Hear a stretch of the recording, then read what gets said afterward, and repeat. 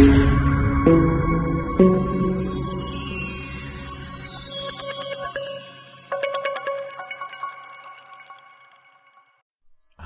this is Shadi, and today I'm putting face to face two of the most iconic and legendary martial arts when it comes to monumental and aesthetic throwing, and they are Judo versus Greco-Roman wrestling. This is not to show which one is superior. They're both great.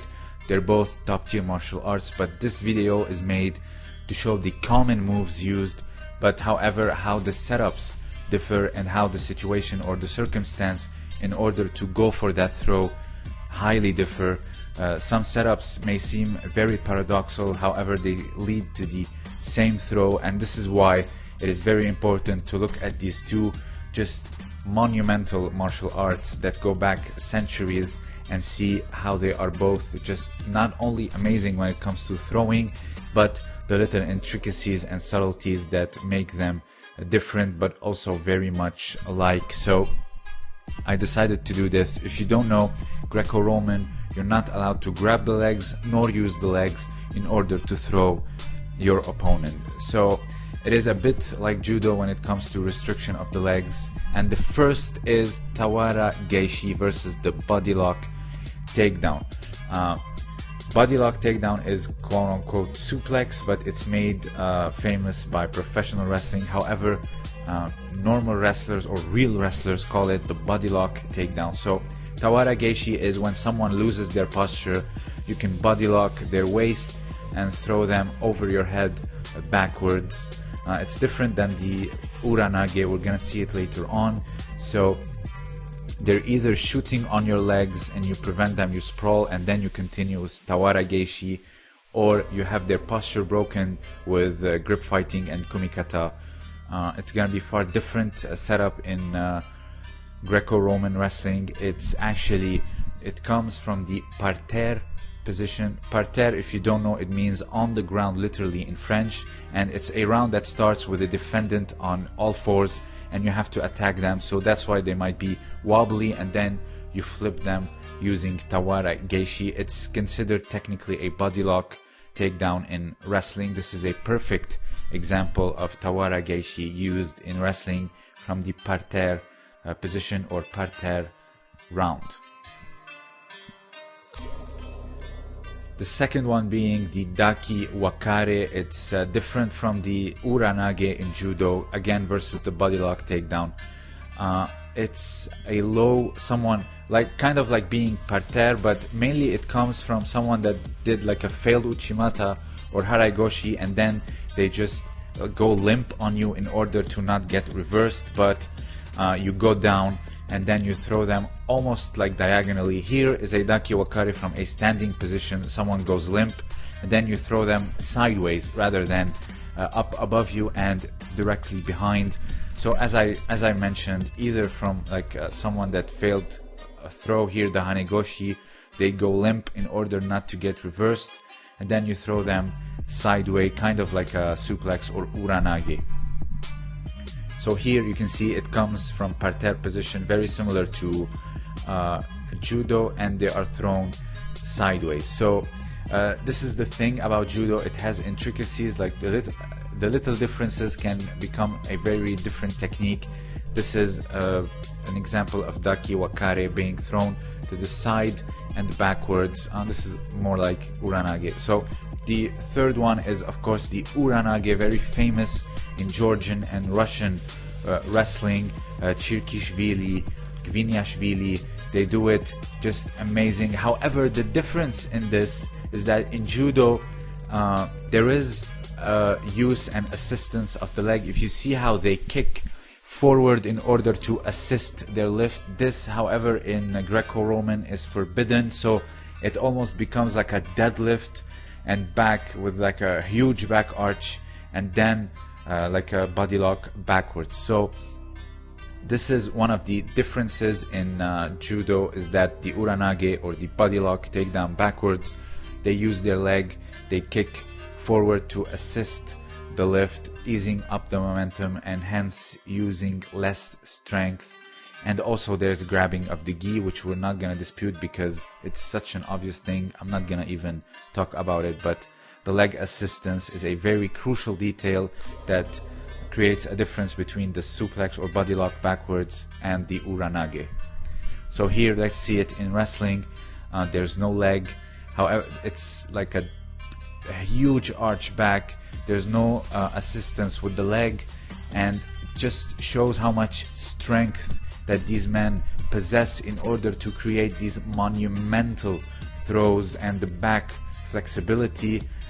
This is just a beast of a martial art. If I wasn't a judoka and I had no preference for submissions, I couldn't care for submissions, I would have 100% became a Greco-Roman wrestler. It's actually one of the martial arts I researched when I was getting closer to my black belt test in Aikido, and knew that I had to change because I wanted to be a fighter. So the fourth one is the Ippon Seiyo Enage and Seiyo Otoshi versus the arm throw in wrestling. So here we can see Ebinuma. Here you can see there's a distance. In order to throw, your opponent has to have like his arms a little bit extended, and then you fill the gap with turning your back, and here throwing the arm. Ebinuma is such a boss. There's also Seiyo Otoshi, where you go down on your knees and you let them roll on your back. Seiyo Enage is throw, but Seiyo Otoshi is a drop. A lot of people think that you do like a leg block, kind of like Tai Otoshi, but that's not it. When you roll them over your back, it's Seiyo Otoshi, but when you throw them over your back using your hips, it's Seiyo Enage. That's the difference. A lot of people don't know this. You see someone drops on their knees all the time in competition and they call it Seiyo Enage, but when they roll them over their back, it's actually Seiyo Otoshi, like here you see on both knees. But you don't lift your hips up to assist the lift. That's the difference. I'll let Hal Sharp explain it. This is Seiyo Enage with both knees on the floor. We judge so because after going down on both knees, the throw was made by raising the hip and hoisting the opponent's frame. So let's see it in wrestling. The setup is monumentally different. Why? Because first of all, they need to isolate an arm using like a cross shoulder, like shoulder to shoulder, but they're like diagonally opposed. And then you isolate one arm. There's like many grips in wrestling. You have collar tie, you have Russian tie, you have like arm drag. I did a little bit of research in order to do this video. However, when it comes to the arm throw in wrestling, you have to isolate an arm. You get really close, you really close the gap before you turn. However, in judo you need like a big gap in order for you to turn and then throw. So you isolate an arm and you here it's like a reverse Seiyo Enage, which is super cool. So you close the distance and then you throw. In judo you need a distance in order to turn, which is different. Here the final one is the Koshi-guruma versus the head and arm throw. Koshi-guruma, it's like a hip toss, grabbing the head, wrapping it around, and then you pull towards you and lift with the hips, and you let them really roll around your hips in order to go down. There's also Kubinage, which uses far less hips. You don't really lift them on your hips, you just let them roll on your hips. Very different from Koshi-guruma, kind of like Ogoshi and Ukigoshi. Let's see it in wrestling. Here you just roll down with them, you go down into a pin. The pin is very crucial in wrestling. 1 second and it's over. Very different than osaikomi, where you need like 20 seconds. But in wrestling you need to have both shoulders pinned.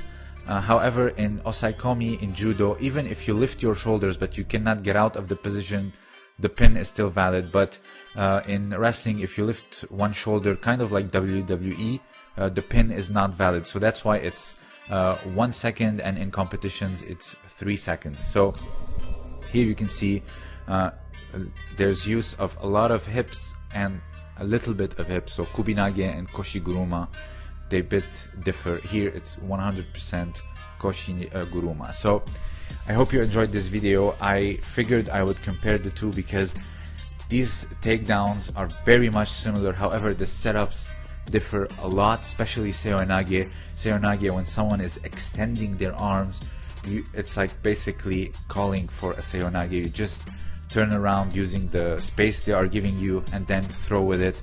In wrestling, you really come close to them, belly to belly or chest to chest, isolating one arm and leaving no gap, and there you throw with the arm throw. So this one, for example, is very crucial. It's very paradoxal. One is closing the space and the other is needing space, using their opponent's push towards them.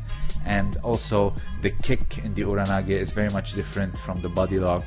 Just shows how much strong and determined wrestlers are. And like I said, both of them legendary and beast martial arts.